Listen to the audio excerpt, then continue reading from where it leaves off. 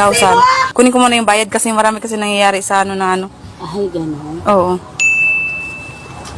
Hindi, isisin ko rin naman pagbigay mo sa pera eh. Ha? Pagbigay mo sa akin sa pera, isisin ko rin naman.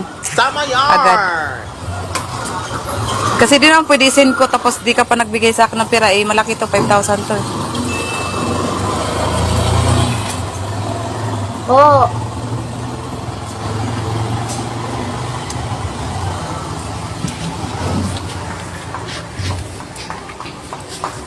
Ang kakapal na mukha nyo.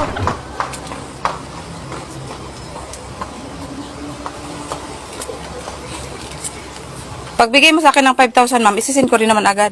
Dito naman. Kasi di, mahirap kasi mag-send ako tapos wala pa yung bayad.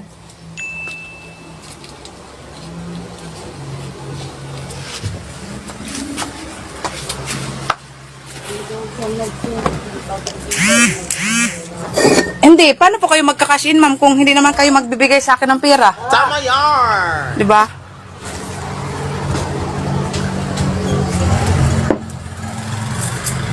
Sino bang magbibigay ng pera? Ako po. Oh, okay. Oh, opo. Process nyo lang daw. Ay, wala akong nakikita sa yung pera, ma'am. Eh. Paano ko i-process? E baka mamaya, pag isin ko to, tapos wala pala kayong pera dyan. Marami kasing modus na ganyan ngayon eh. Di naman pwedeng isend ko to sa'yo, tapos wala kang pinapakita sa akin pera. Tama yan! Nakaka-easy.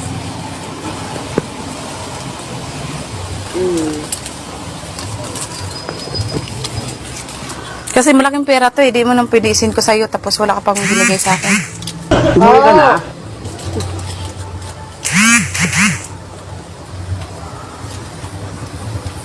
Madiskarte.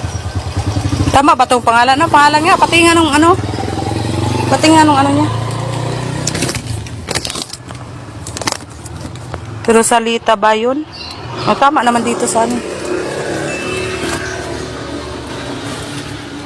Wala namang problema, ma'am. Nasa yung pera.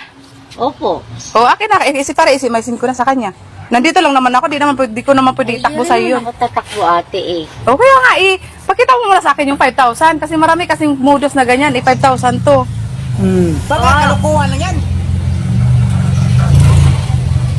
Kasi, nabiktima na rin kami sa ganyan dati. Kaya parang ano na rin ako. Oh, sige po ate, salamat na lang. Sige.